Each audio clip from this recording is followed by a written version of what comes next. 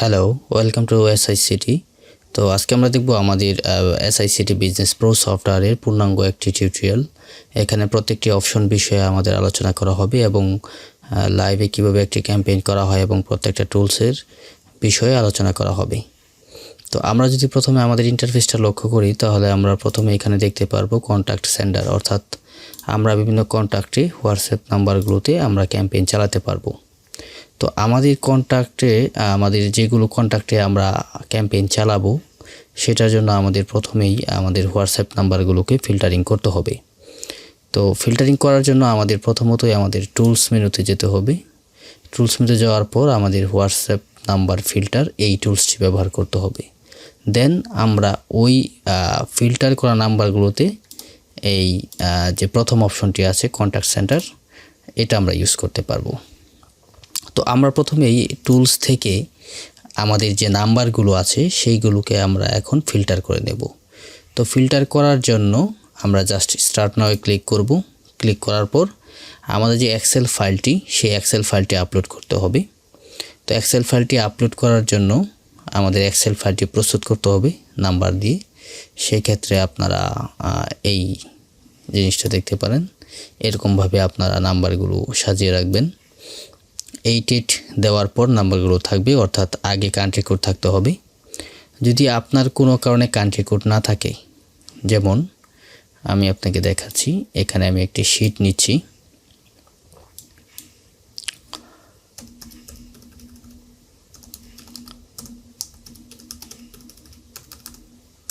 এরকমভাবে শূন্য সহ নাম্বার টাইপ করার পরেও যখন আপনার শূন্য আসে না বা আপনার এখানে কান্ট্রি কোড যোগ হয় না, সেই ক্ষেত্রে আপনি কি করতে পারেন, আপনি নাম্বারগুলোকে সিলেক্ট করে দেন এখানে যে মেনু বার আছে সেই মেনু বার থেকে ফরম্যাট মেনুতে গিয়ে ফরম্যাট সেলে ক্লিক করতে পারেন, ফরম্যাট সেলস, বা এটার শর্টকাট হলো Ctrl+1।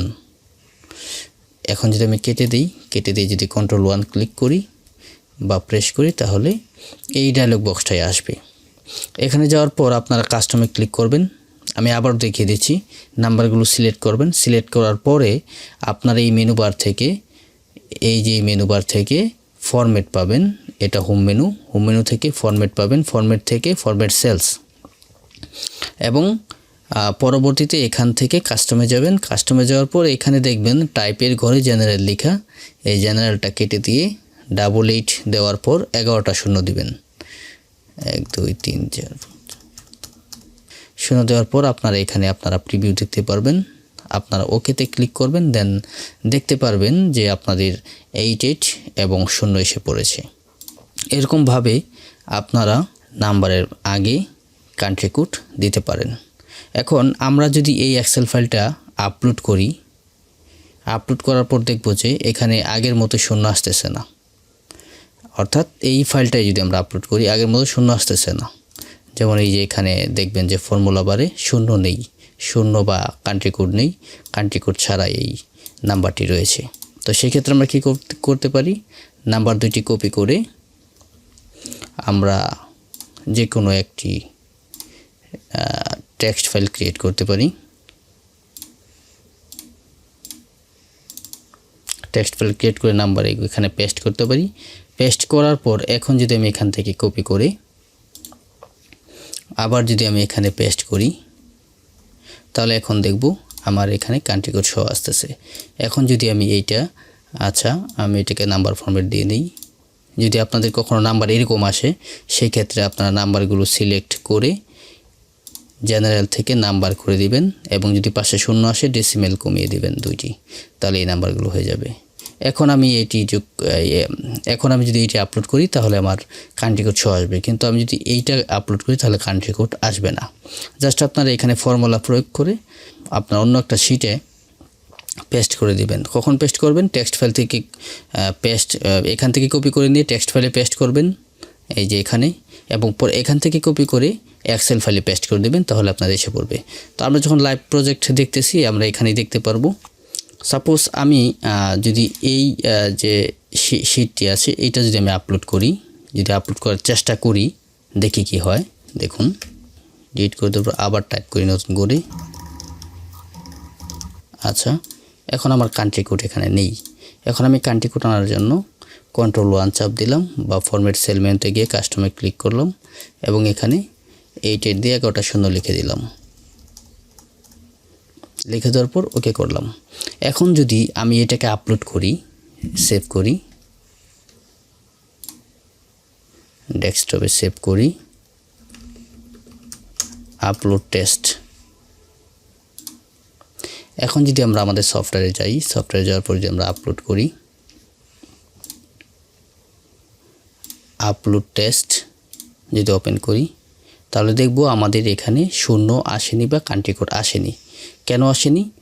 যে এখানে আমরা ফর্মুলা প্রয়োগ করেছি, শুধু ফর্মুলা প্রয়োগ করে এটা টেনেছি। এখন আমাদের কি করতে হবে? এখান থেকে কপি করে আমাদের যে কোনো একটি নোটপ্যাড ফাইলে পেস্ট করতে হবে। দেন এখান থেকে কপি করে আবার আমাদের এক্সেলে নিয়ে পেস্ট করতে হবে। এখন যদি আমরা ট্রাই করি তখন আমাদের আসবে। তো আমি এগুলো কেটে দিচ্ছি। আমি এই দুইটা এখানে নেই। নেওয়ার পর এখন যদি আমি এটাকে আপলোড করি, সেভ করে একই ফাইল ক্লিয়ার করে দিই। আমি এটা ক্লিয়ার করে দেওয়ার পর আবার আপলোড এক্সেল ফাইলে আমি ক্লিক করছি এবং আপলোড টেস্ট। এখন দেখুন 8 সহ কিন্তু আমাদের নাম্বারটা আসছে।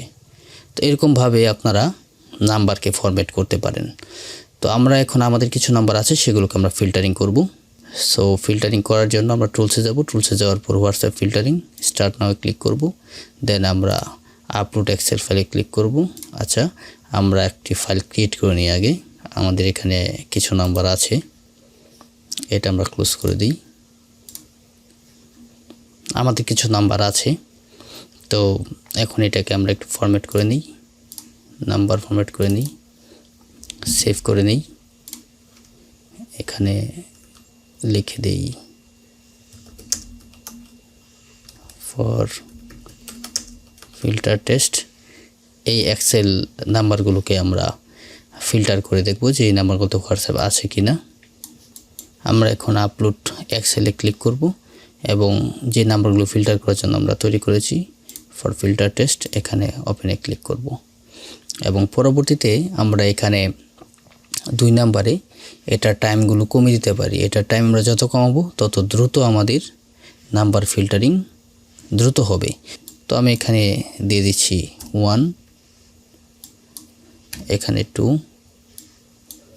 এখানে 3, এখানে 2, এখানে 4, একদম কমিয়ে দিচ্ছি। এবং পরবর্তীতে আমাদের কিউআর কোড স্ক্যান করে হোয়াটসঅ্যাপটা লগ ইন করতে হবে। তো আমরা এখানে ক্লিক করি এবং আমাদের হোয়াটসঅ্যাপ অ্যাকাউন্টটা লগ ইন করি। লগ ইন হয়ে যাওয়ার পর আমরা এটাকে মিনিমাইজ করে দেব। দেন আমরা ক্লিক করব স্টার্ট চেকিং।